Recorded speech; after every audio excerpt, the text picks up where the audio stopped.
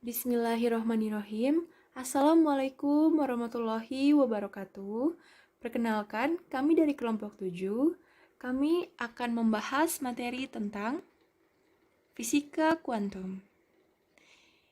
Kelompok kami terdiri dari 4 orang. Yang pertama, saya sendiri, Nadia Nurul Agnia sebagai pemateri pertama. Kemudian ada Saudari Rahmah Salamah Nur Azizah sebagai pemateri kedua. Kemudian ada Saudara Muhammad Maulana Syaputra sebagai pemateri ketiga. Dan yang terakhir ada Ibu Tina Hermawati sebagai pemateri keempat.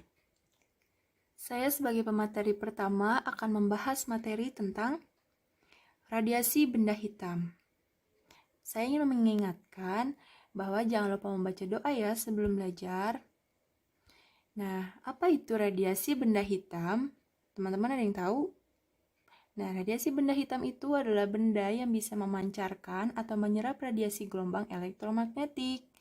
Nah, apa saja sih gelombang elektromagnetik itu? Nah, gelombang elektromagnetik itu seperti yang kita ketahui ada 7 spektrum. Yang pertama adalah gelombang radio. Di antaranya ada HP dan lain-lain. Kemudian ada gelombang mikro, yaitu seperti radar, microwave open, dan lain-lain. Kemudian ada infrared, yang keempat ada cahaya, yang kelima ada UV atau sinar UV, yang keenam ada sinar X, dan yang terakhir ada sinar gamma. Oh ya, yang harus diingat dari konsep gelombang elektromagnetik ini, dia punya ciri khas khusus. Nah, semakin ke atas, panjang gelombangnya ini akan semakin besar. Nah, jika sebaliknya, semakin ke bawah, frekuensinya itu semakin besar. Jadi, kalau ditanya, panjang gelombang manakah yang paling besar, maka jawabannya adalah gelombang radio. Begitupun sebaliknya. Kalau ditanya, panjang gelombang manakah yang paling kecil, yaitu jawabannya adalah sinar gamma. Kemudian, apa hukum yang menjelaskan tentang radiasi benda hitam ini? Nah, kalau kita bicara tentang hukum, ada 3 hukum. Yang pertama itu ada hukum Stefan Boltzmann.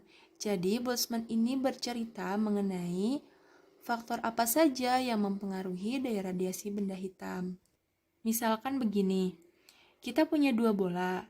Nah, bola di sini terbuat dari bahan yang sama, hanya saja luas permukaannya yang berbeda.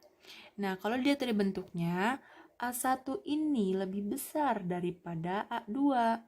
Kemudian, bola ini berada di sinar matahari, yang artinya sinar matahari itu memancarkan gelombang elektromagnetik. Nah, dari hasil pengamatan Stefan Boltzmann, bahwa radiasi yang diserap oleh benda ini kemudian dipancarkan lagi bergantung pada luas permukaan. Nah, selain luas permukaan, apa saja? Yang kedua ada jenis bahan. Jadi kalau jenis bahannya sama, maka daya serapnya juga akan sama.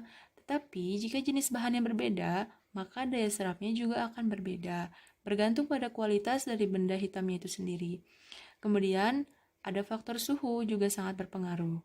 Dan yang terakhir adalah konstanta dari percobaannya sendiri yang diperoleh, yaitu konstanta Boltzmann. Jadi, kalau dituliskan, daya radiasinya atau energi persatuan waktunya yaitu E per T atau sama dengan P sama dengan E dikali sigma dikali A dikali T pangkat 4. Di mana E ini adalah emisivitas yang mempunyai nilai paling kecil itu 0 dan nilai yang paling maksimum adalah 1. Di mana angka 1 ini menunjukkan benda hitam sempurna. Dan yang kedua ada sigma. Sigma ini adalah konstanta Stefan Boltzmann yang besarnya 5,6 dikali 10 pangkat negatif 8 yang satuannya watt per meter persegi K pangkat 4. Kemudian yang ketiga ada luas permukaan, di mana luas permukaan ini memiliki satuan meter persegi. Dan yang terakhir ada T, yaitu suhu benda dengan satuan Kelvin. Nah, jadi 4 faktor ini yang mempengaruhi daya radiasi benda hitam menurut hasil percobaan Stefan Boltzmann. Oke, kita langsung ke contoh soal ya teman-teman. Misalkan saya mempunyai satu benda. benda ini memiliki suhu 27 derajat Celcius yang memancarkan daya radiasi sebesar P. Nah, kalau suhunya menjadi 127 derajat Celcius, pertanyaannya, daya radiasi yang barunya berapa? Nah, ini cukup sederhana ya, tipe soalnya perbandingan. Jadi kalau kita melihat faktor yang mempengaruhi daya radiasi itu tadi P, di mana P itu bergantung 4 faktor, yaitu E, sigma, A, dan T pangkat 4. Dan karena benda ini adalah benda yang sama, berarti faktor E, sigma, dan A adalah tetap. Jadi, daya radiasinya itu hanya dipengaruhi oleh T atau suhu. Nah, kalau kita bandingkan, maka keadaan yang barunya yaitu P akhir per P awal sama dengan T akhir per T awal dipangkatkan 4. Nah, ingat ya, suhu itu harus dibuat ke Kelvin. Jadi, si suhu 127 derajat Celcius ini sebagai T aksen atau T akhir dibuat ke Kelvin menjadi 400 Kelvin, kemudian 27 derajat Celcius dibuat ke Kelvin menjadi 300 Kelvin, maka hasilnya menjadi 256/81. Ini bisa dicoret ya, nolnya. Jadi nanti kalian tinggal mengoperasikannya gampang. Nah, hasil akhirnya P aksen sama dengan 256/81 P. Nah, ini adalah daya radiasi ketika suhunya 127 derajat Celcius. Kemudian yang kedua yaitu ada hukum pergeseran Wien. Nah, di sini ada kata kunci pergeserannya. Jadi, hukum pergeseran Wien ini membahas tentang perbedaan antara pergeseran panjang gelombang pada intensitas maksimum dengan intensitas itu sendiri. Contohnya di sini ada grafik intensitas terhadap panjang gelombang ya. Di sini pada suhu T1, intensitasnya ini pada titik maksimum, dia memancarkan panjang gelombang 1. Kemudian ketika suhunya dinaikkan menjadi T2, nah ternyata panjang gelombang pada intensitas maksimum itu bukan makin besar, tetapi malah makin kecil. Nah, inilah yang disebut dengan hukum pergeseran Wien. Jadi, terjadi pergeseran panjang gelombang ke yang lebih kecil ketika suhu benda itu naik.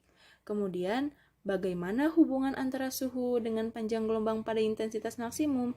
Nah, ini ada hasil percobaan Wien yang menunjukkan bahwa lambda maksimum dikali T sama dengan C, di mana lambda maksimum ini adalah panjang gelombang dengan satuan meter, kemudian C itu adalah tetapan pergeseran Wien dengan besar 2,9 kali 10 pangkat negatif 3 meter Kelvin, kemudian ada T itu sebagai suhu bendanya dengan satuan Kelvin.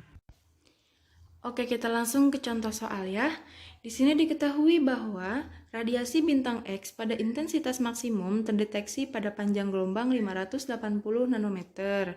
Jika tetapan pergeseran Wien adalah 2,9 kali 10 pangkat negatif 3 meter Kelvin, maka suhu permukaan bintang X tersebut adalah. Nah, di soal kan sudah diketahui bahwa panjang gelombangnya itu 580 nanometer. Kemudian kita ubah dulu ke meter supaya gampang. Jadi, 580 kali 10 pangkat negatif 9 meter. Kemudian, tetapan pergeseran Wien-nya atau C-nya itu sama dengan 2,9 kali 10 pangkat negatif 3 meter Kelvin. Nah, kita langsung masukin saja ke rumus pergeseran Wien. Tetapi karena di sini ditanyakannya itu adalah suhu, maka T sama dengan C per lambda maksimum. Nah, langsung kita masukin aja. Si besar C sama besarnya lambda, maka didapat 5 kali 10 pangkat 3 atau 5000 Kelvin. Jadi suhu permukaan bintang X tersebut adalah 5000 Kelvin. Hukum yang ketiga yaitu hukum Planck. Planck menawarkan sebuah konsep baru di mana ini melengkapi tentang kelemahan Stefan Boltzmann dan Wien. Jadi, Planck memunculkan sebuah istilah paket energi. Nah, paket energi ini disebut dengan istilah foton. Jadi, cahaya itu dianggap memancarkan partikel-partikel yang tidak bisa dilihat oleh mata dalam bentuk paket energi yang disebut foton. Misalkan kalau kita punya benda di sini ya, dia memancarkan radiasi gelombang elektromagnetik. Misalkan ini ke arah sini ya. Ke arah sini. Maka dia ada ini sumbernya yang bulat-bulat. Nah, ini paket-paket energi yang disebut dengan foton. Nah, setiap satu foton ini memiliki frekuensi unik atau frekuensi tertentu. Jadi, besarnya energi untuk satu foton ini, E besarnya adalah H dikali F atau E sama dengan H dikali C per lambda, di mana E ini adalah energi dengan satuan elektron volt, di mana satu elektron volt ini besarnya 1,6 dikali 10 pangkat negatif 19 joule. Kemudian ada H, H ini adalah konstanta Planck yang besarnya 6,626 dikali 10 pangkat negatif 34 joule second. Kemudian C adalah kelajuan cahaya yang besarnya 3 kali 10 pangkat 8 meter per sekon. Teman-teman udah pada tahu kan, lambda itu adalah panjang gelombang dan F itu adalah frekuensi. Kemudian, Max Planck menyatakan dua anggapan postulat mengenai energi radiasi sebuah benda hitam. Yang pertama, energi radiasi yang dipancarkan oleh getaran molekul-molekul osilator benda merupakan paket-paket kuanta energi. Nah, besarnya energi dalam setiap paket merupakan kelipatan bilangan bulat suatu besaran E yang diformulasikan dengan rumus berikut. E sama dengan N dikali H dikali F atau sama dengan H dikali C per lambda, di mana E adalah energi satuannya elektron volt. 1 elektron volt itu besarnya 1,6 kali 10 pangkat negatif 19 joule. Kemudian N adalah 1, 2, 3 bilangan yang bulat menyatakan bilangan kuantum. H adalah konstanta Planck yang besarnya 6,626 kali 10 pangkat negatif 34 joule second. Kemudian C adalah kelajuan cahaya yaitu 3 kali 10 pangkat 8 meter per sekon. Yang kedua, energi radiasi yang diserap dan dipancarkan oleh molekul-molekul secara diskret yang disebut kuanta atau foton. Nah, energi radiasi ini terkuantitasi, di mana energi untuk satu foton adalah E sama dengan H dikali F atau E sama dengan H dikali C per lambda. Nah, mungkin cukup sekian materi yang saya sampaikan. Selanjutnya akan disampaikan oleh pemateri yang kedua. Bismillahirrahmanirrahim. Selanjutnya adalah konsep foton. Foton adalah partikel elementer dalam fenomena elektromagnetik. Foton biasanya dianggap sebagai pembawa radiasi elektromagnetik, seperti cahaya, gelombang radio, dan sinar X. Foton berbeda dengan partikel elementer lain seperti elektron, karena ia tidak bermassa dan dalam ruang vakum. Foton selalu bergerak dengan kecepatan cahaya. Sebagai gelombang, satu foton tunggal tersebar di seluruh ruang dan menunjukkan fenomena gelombang seperti pembiasan oleh lensa dan terinferensi destruktif ketika gelombang terpantulkan saling memusnahkan satu sama lain.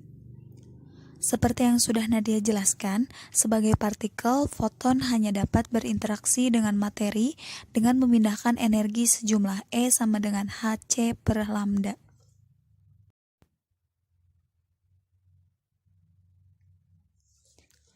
Konsep modern foton dikembangkan secara berangsur-angsur antara 1905 sampai 1917 oleh Albert Einstein untuk menjelaskan pengamatan eksperimental yang tidak memenuhi model klasik untuk cahaya.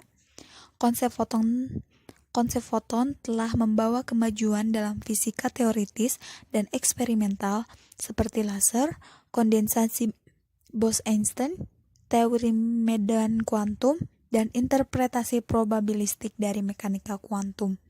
Dan ini merupakan contoh foton yang dipancarkan dalam berkas koheren laser. Next, kegunaan konsep foton. Yang pertama, komputer kuantum. Komputer kuantum adalah alat hitung yang menggunakan sebuah fenomena mekanika kuantum. Misalnya, superposisi dan keterkaitan untuk melakukan operasi data. Dan yang kedua ada fotokimia. Fotokimia adalah bagian dari ilmu kimia yang mempelajari interaksi antara atom, molekul kecil, dan cahaya atau radiasi elektromagnetik. Lanjut ke contoh soal. Lampu 30 watt dengan panjang gelombang 660 nanometer, tentukan jumlah foton per detiknya. Langsung masukkan rumus yang tadi, masukkan angkanya, nanometernya ganti menggunakan meter, jadi 30 kali 660 kali 10 pangkat min 9 per 6,6 kali 10 pangkat min 34 kali 3 kali 10 pangkat 8. Jadi jumlah foton per detiknya 10 pangkat 20. Selanjutnya adalah efek fotolistrik.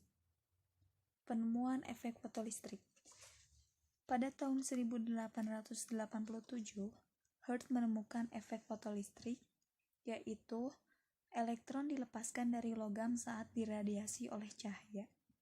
Elektron yang keluar dari permukaan logam memiliki energi yang cukup untuk mencapai katoda, walaupun muatannya negatif, dan elektron tersebut membentuk arus yang dapat diukur oleh ammeter. Saat potensial perintang V ditambah, lebih sedikit elektron yang mencapai katoda dan arusnya menurun. Jika V sama atau melebihi nilai V0, maka arus terhenti. Fotoelektron dipancarkan dengan segera. Eksperimen yang dilakukan menggunakan logam natrium mendeteksi arus fotolistrik jika energi elektromagnetik 10 pangkat min 6 watt per meter kuadrat terserap oleh permukaannya. Terdapat 10 pangkat 19 atom pada permukaan logam setebal satu atom yang luasnya 1 meter kuadrat.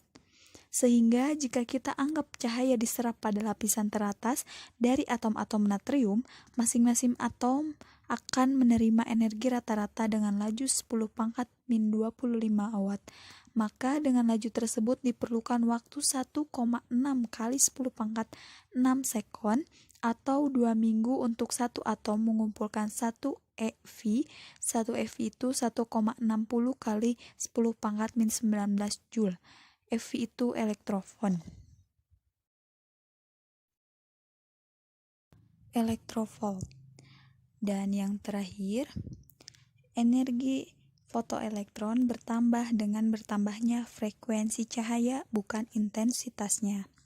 Jika frekuensi pada radiasi datang lebih kecil daripada frekuensi ambang logam, frekuensi yang bergantung pada sifat logam, maka tidak ada elektron yang diemisikan terlepas dengan intensitas radiasi. Pada frekuensi V0, si jumlah elektron yang dilepaskan bertambah dengan seiring bertambahnya intensitas cahaya, tetapi tidak bergantung pada frekuensi cahaya. Tidak peduli seberapa rendah intensitas radiasi yang terjadi, elektron akan dikeluarkan secara instan saat frekuensi radiasi melebihi frekuensi ambang batas V0.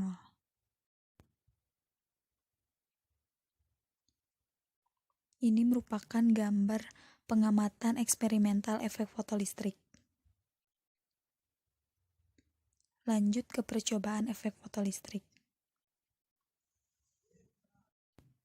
Percobaan efek fotolistrik terdiri dari dua buah lempengan logam, yaitu anoda dan katoda yang dimasukkan ke dalam tabung kaca. Di sini galvanometer berfungsi untuk mengukur arus listrik. Jika elektron mengenai permukaan katoda, maka elektron tersebut akan dipancarkan anoda sehingga timbul arus pada rangkaian.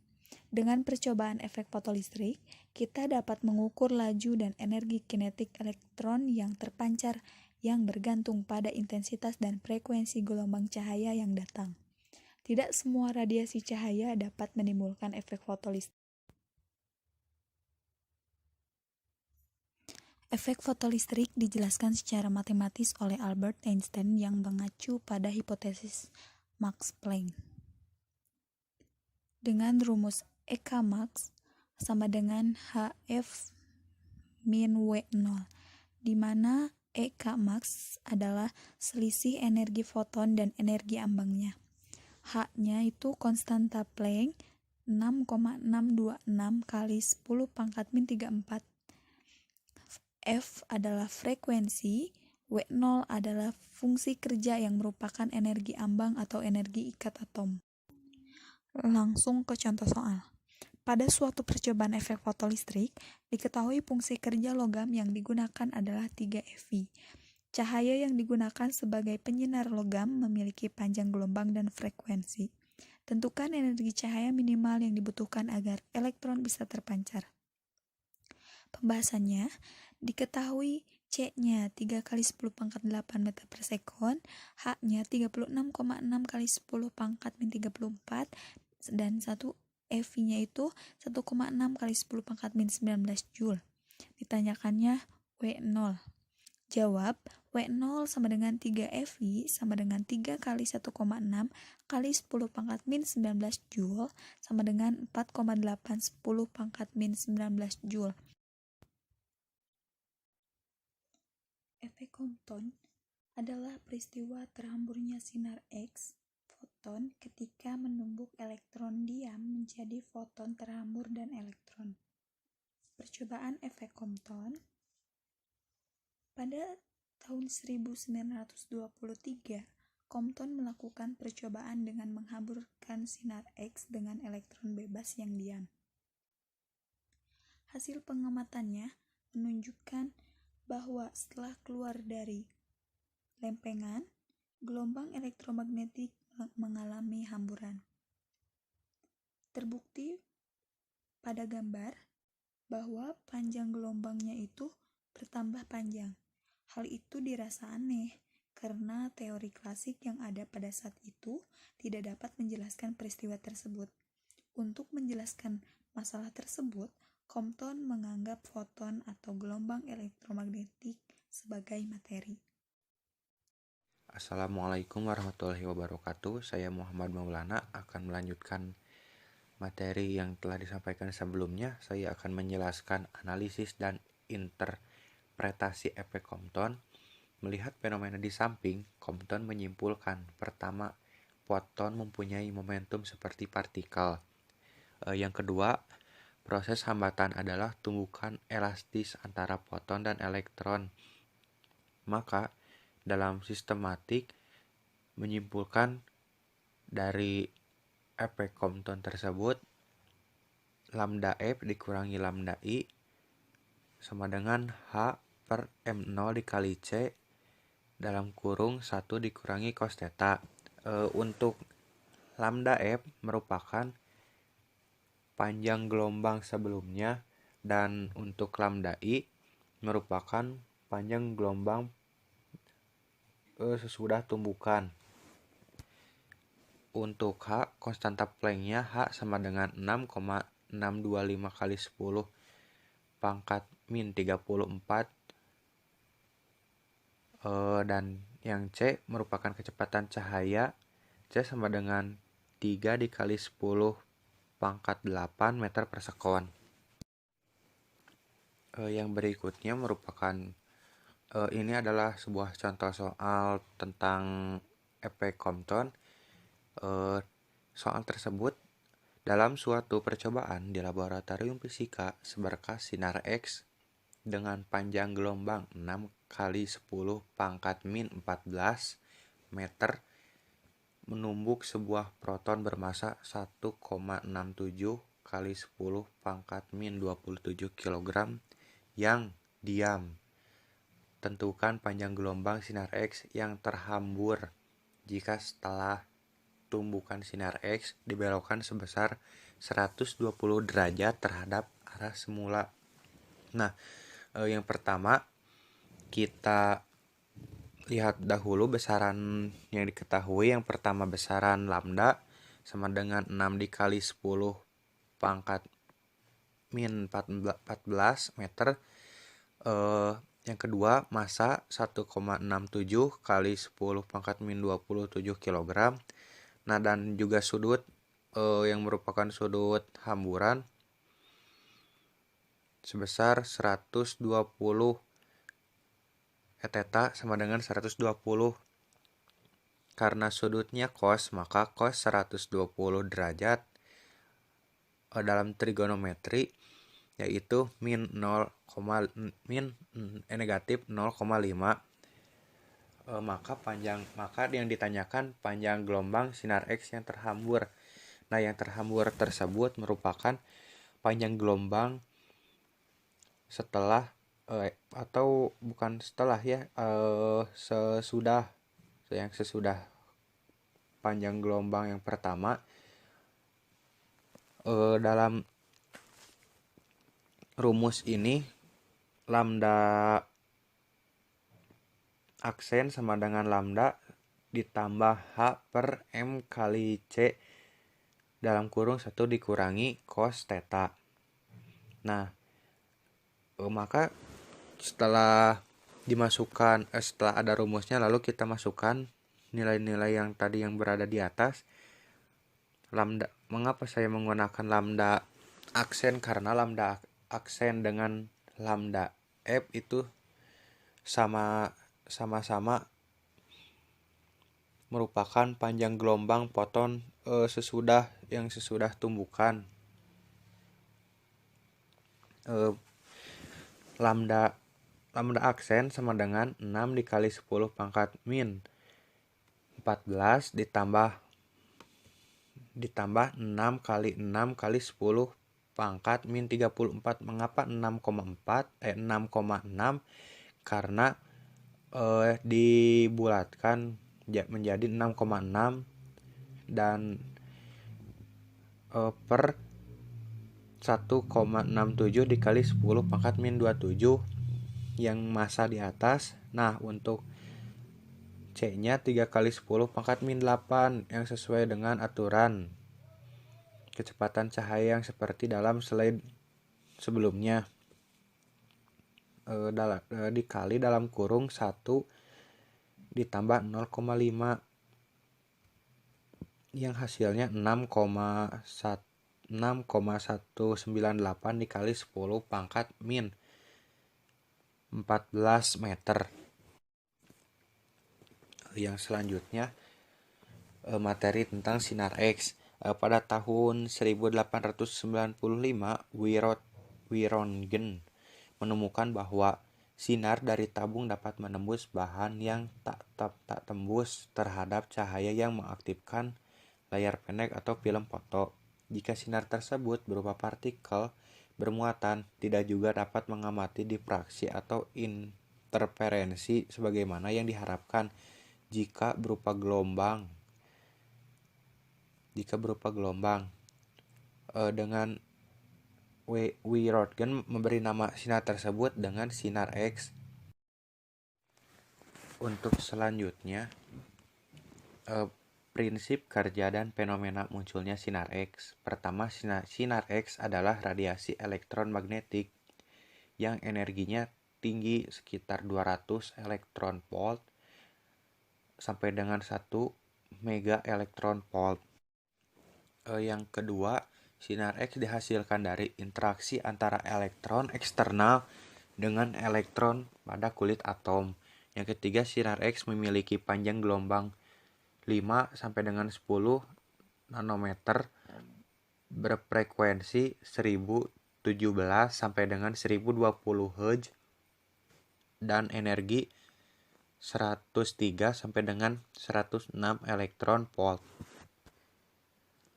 Yang keempat, panjang gelombang sinar X memiliki orde yang sama, jarak antar atom sehingga dapat digunakan sebagai sumber difraksi kristal. Yang kelima, sinar X dihasilkan di suatu tabung sinar katode dengan pemanasan kawat pijar untuk menghasilkan elektron-elektron. Kemudian elektron tersebut dipercepat terhadap suatu target dengan memberikan suatu voltase dan menembakkan target dengan elektron. Ketika elektron mempunyai energi yang cukup untuk mengeluarkan elektron dalam target, maka itu bisa disebut sinar X. Nah, yang di bawah ini merupakan contoh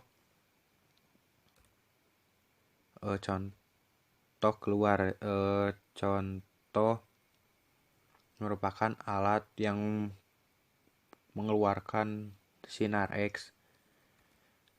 Selanjutnya materi tentang Bremsstrahlung. Dari bahasa Jerman artinya radiasi pengeraman. Garis spektrum ini merupakan karakteristik bahan sasaran dan beragam dari unsur ke unsur. Spektrum Bremsstrahlung dihasilkan oleh perlambatan yang cepat sebagai akibat dari elektron yang membombardir ketika mereka menabraknya. Ketiga, panjang gelombang minimum dalam spektrum Bremsstrahlung bersesuaian dengan satu foton energi maksimum elektron volt. Panjang gelombang minimum ini disebut panjang gelombang potong ditandai dengan lambda m. Panjang gelombang potong dihubungkan dengan tegangan tabung sinar X sehingga memiliki matematika seperti ini. Lambda m sama dengan Hc per E sama dengan Hc per elektron volt. Saya akan mencoba menjelaskan mengenai dualisme gelombang. Pada awalnya, banyak fisikawan berpendapat cahaya itu sebagai gelombang. Hal ini diperkuat dengan adanya difraksi, polarisasi, refraksi, refleksi, dan interferensi gelombang. Akan tetapi, beberapa tahun kemudian, para fisikawan menemukan fenomena tentang radiasi benda hitam, kemudian efek fotolistrik, dan efek Compton.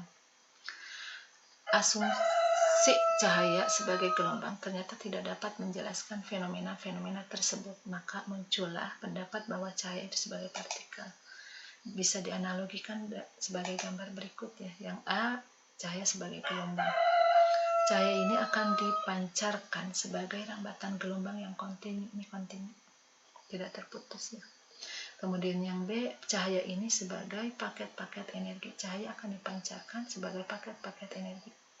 Paket-paket energi inilah yang disebut dengan foton. Kemudian ke sini berdasarkan efek fotolistrik dari Einstein dan didukung oleh Compton telah membuktikan mengenai sifat gambar cahaya. Apa itu sifat gambar cahaya? Yang pertama, cahaya dapat diasumsikan sebagai gelombang, dan yang kedua, cahaya diasumsikan sebagai partikel. Kemudian kita lanjut ke sini ya, mengenai hipotesa de Broglie. Bahwa menurut de Broglie, cahaya dapat berkelakuan seperti partikel, maka partikel pun seperti halnya elektron dapat berkelakuan seperti gelombang. Sekarang bagaimana besarnya momentum foton yang memiliki frekuensi tertentu? Kita dapat cari dengan rumus P sama dengan H dikali F per lambda C. Karena C nilainya ini F dikali lambda, maka P juga dapat dicari dengan H dibagi lambda. Kemudian berapa panjang gelombang menurut Louis de Broglie? Bahwa menurut Louis de Broglie mengatakan elektron yang bergerak kemungkinan memiliki sifat gelombang dengan panjang gelombang yang sesuai. Berapa besarnya panjang gelombang yang sesuai? Ini rumusnya bahwa lambda itu sama dengan H dibagi P. Atau juga bisa kita cari dengan rumus H dibagi dengan M kali V. Dengan keterangannya bahwa lambda ini panjang gelombang satuannya meter, H ini konstanta Planck. Kita tahu nilai konstanta Planck itu 6,63 kali 10 pangkat negatif 34 Joule sekon. M-nya massa diam partikel, satuannya kilogram, dan V laju partikel. Kita ke latihannya dulu ya, latihan soalnya. Perhatikan berapakah panjang gelombang de Broglie dari sebuah elektron yang bergerak dengan kelajuan 2 kali 10 pangkat 5 meter per sekon. Jika massa elektron 9,1 kali 10 pangkat negatif 31 kg dan H-nya 6,6 kali 10 pangkat negatif 34 Joule sekon. Kita runutkan ya, biar gampang. Maka diketahui, tuliskan apa yang diketahui yaitu M, P, dan H. Yang ditanyakan adalah lambda. Kita tahu menurut Broglie bahwa lambda itu adalah H dibagi M kali V. Kita masukkan nilai H-nya, masukkan nilai M-nya, masukkan nilai V-nya. Kita hitung secara matematis, maka didapatlah panjang gelombang de Broglie itu adalah 3,63 kali 10 pangkat negatif 10 meter. Kita lanjut yang terakhir mengenai prinsip ketidakpastian Higgs. Perhatikan gambar berikut. Ini ada sebuah foton, kemudian ada elektron dan juga ada pengamat. Apabila foton ini ditembakkan ke arah elektron, maka akan terjadi tumbukan ke arah keduanya. Karena tumbukan ini menyebabkan foton terpantulkan oleh elektron. Foton yang terpantulkan ini akan membawa informasi terkait keberadaan elektron. Akan tetapi, keberadaan elektron yang dibawa foton ini sebenarnya bukanlah foton yang sebenarnya, karena melainkan keberadaan elektron setelah terjadi tumbukan dengan foton, ya. Karena itu terdapat ketidakpastian posisi elektron akibat tumbukan dengan foton. Maka Heinz Blake mengemukakan prinsip ketidakpastiannya bahwa hampir tidak mungkin untuk mengukur dua besaran secara bersamaan. Misalnya posisi dan momentum suatu partikel. Semakin besar ketepatan posisi partikel, semakin besar ketidakpastian momentumnya. Sebaliknya, semakin besar ketepatan harga momentumnya, semakin kecil ketepatan posisinya. Kalimat ini bisa dirumuskan seperti ini, bahwa delta P lebih besar sama dengan H dibagi lambda, atau delta P dikali delta X lebih besar dari H.